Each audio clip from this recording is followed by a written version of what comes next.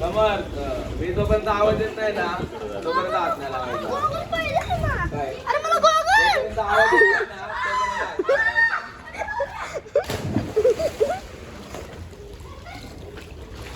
ये वळून तिकडे. अजून 5 उड्या मारणार अरे, चालू राहायचं.